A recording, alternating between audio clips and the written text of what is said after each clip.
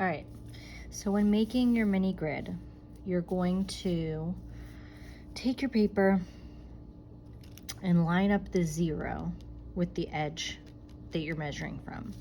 And we want to make a 1/2 inch grid all the way around. Now my paper is just a hair short, but we're just gonna kind of do our best.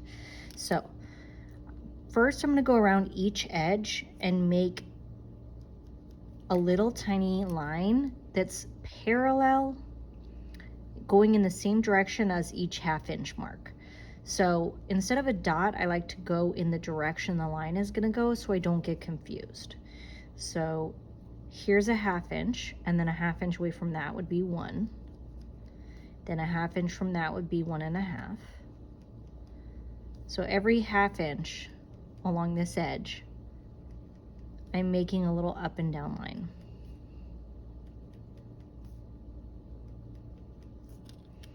Once I've done the top, I'm gonna move my ruler down to the bottom, because remember, we need 2 measurements.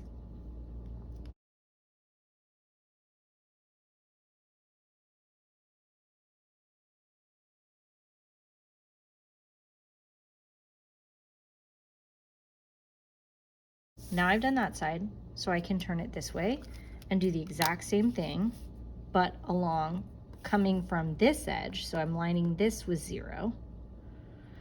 And I'm gonna make a 1/2 inch mark along this top and bottom. So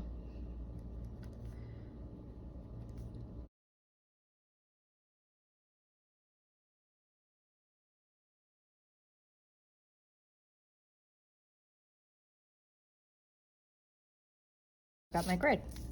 So the next step is to do a checkerboard pattern, and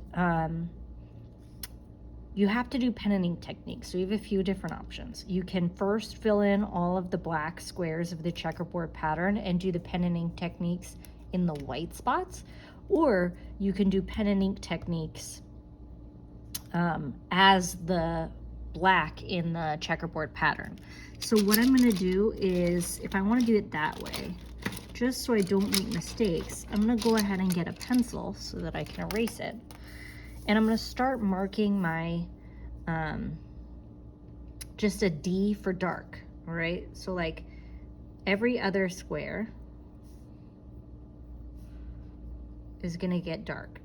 So that's one I'll do a pen and ink technique on. But the next row down, I don't do the same one. If I have a D up here, it's gonna be blank. And if it's blank up here, it's gonna be D. So it essentially alternates. Wait, it looks like I made a mistake on the top one. All right, so let's see. Okay, now that's better. So now the bottom one, so it should go like this, kind of like a zigzag.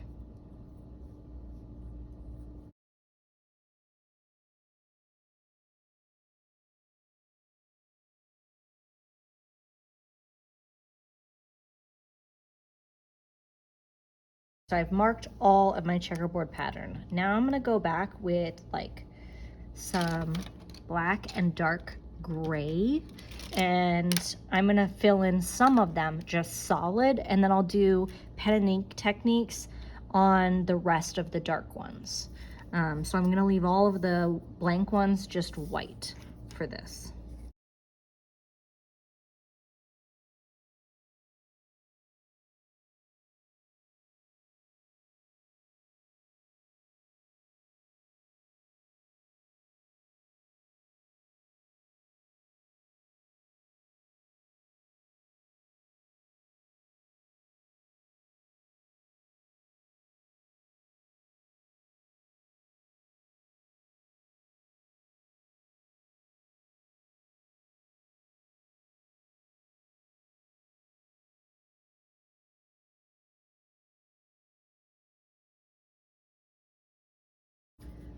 Now I've done my darkest, I'm gonna go with a lighter gray and fill in a few more, and then I'll leave the rest for pen and ink techniques.